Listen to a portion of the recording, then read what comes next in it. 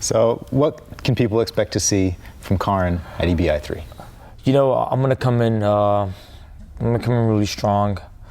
I mean, I expect everything. I mean, I'm not just a leg lock guy. I do just about everything. I have a pretty good control base, really good scrambles, my takedowns.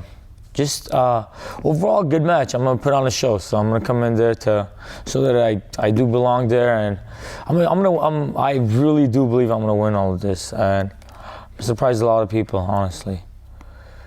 I'm gonna be ready coming in. Yeah. Awesome. Let's shift gears for a moment, and let's bring it back to training on the mats. You have worked on leg locks, I assume, from probably day one. There are other schools out there that don't focus on leg locks hardly at all. Some of them do maybe half of them until upper belt ranges. What is your point of view on leg locks? Are they more dangerous than upper body submissions? Honestly, no. I've never been hurt with a leg lock. I mean, I have flexible legs, but it just comes down to who you roll with. If you're up against a guy that does arm bars and out of nowhere they jerk your arm, you're gonna hurt your arm the same way. For some reason, everybody, when they do an arm lock, they use nice control, but then you come across people that do leg locks where you could use the same control, but people just jump into it, especially during training. Why is that, do you think? I have no idea. I feel like there's, not that, it's just, there's less room to hold on to when it comes to legs, and you have a lot more room to move around. So people tend to go fast into these moves, thinking that if they don't go fast, they'll end up losing the position. So that's a recipe for, breaking somebody's leg, which it has happened. I mean, it's never happened with me. I've always had good control when it comes to leg, especially in training. I've never hurt anybody with the leg lock, and I do a lot of leg locks. I've never been hurt with the leg lock.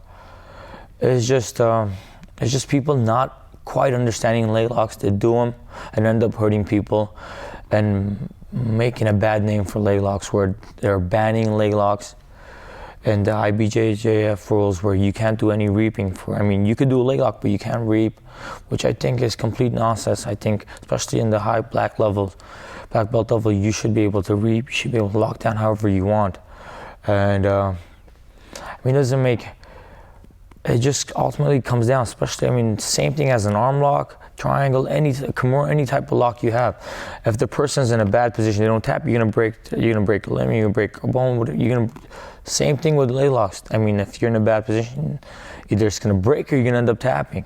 So it's just, for some reason, it's always been blown out that leg locks are dangerous, very dangerous. But depending on who you go with and what they do. If you're stubborn, someone has your leg lock, has your leg, and you're deep, you're not tapping, obviously you're gonna hurt yourself. So, how do you handle that when you're rolling with somebody and you have it deep, you know it's locked in, and they're not tapping? I'm not. This isn't a prize, especially during training. It's not a prize. There's not a prize fight. I have nothing to gain or lose. A lot of times I let go of the leg, especially if I come across somebody that's really stubborn and they're holding on, and I have a deep inside heel hook where, the slightest turn might really damage their knee, their heel. I just let go. There's no point in, there's nothing to chase over there. So, but at the end, I usually try to warn them that, you're pretty deep in there. But you'll come across people like that. It's not only leg locks, in any position that people hate to tap. They'd rather break their limbs than, so. But yeah, it's happened where I've had to let go of a leg lock because a person was really stubborn and they didn't want to tap. Right. I know you're teaching some classes here now. What is the most common instruction you give on leg locks? What's the one most common pointer you're repeating over and over again? So usually I tell them to use control in any submission they use, especially over here. There's no jerking. Anytime the most injuries happen during the inside heel hook. It happens, straight leg locks and outside heel hook, but most dangerous ones are the inside heel hooks. And I put a lot of emphasis on the inside ones. To be really careful, do not jerk. Go slowly, use control. I mean, you learn a lot more when you use control going into a move, because you give your opponent a chance to move around and you try to counter that. Because if you jump into a leg lock and then boom, you have a tap, but then you come across somebody where they're able to move, they're able to scramble. So it's always good to go in there, control, take your time, where you try to adjust every time they make a move, you close it down. So I always tell them to use control. They don't hurt anybody. Luckily, it's never happened.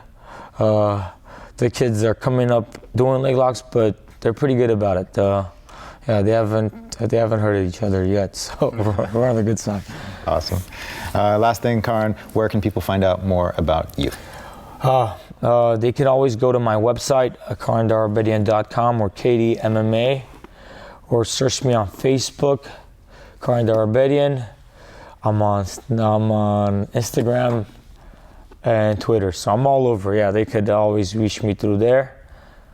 Yeah, pretty much. Yeah. All right. Good luck at EBI. Thank you guys so much. Thank you. Thank you to Budo Videos, and thank you guys. It's always been supporting me. Thank you guys. When competing, I look to submit my opponent. Submission grappling is, what I consider myself a submission grappler. So I look to submit my opponent, and legs just happen to be available more often than not. People defend the upper body very well, they hip in, and the legs become available. So I'll take any submission I can, but legs tend to be more available, and I do consider myself a leg lock specialist. Like, I know leg locks fairly well.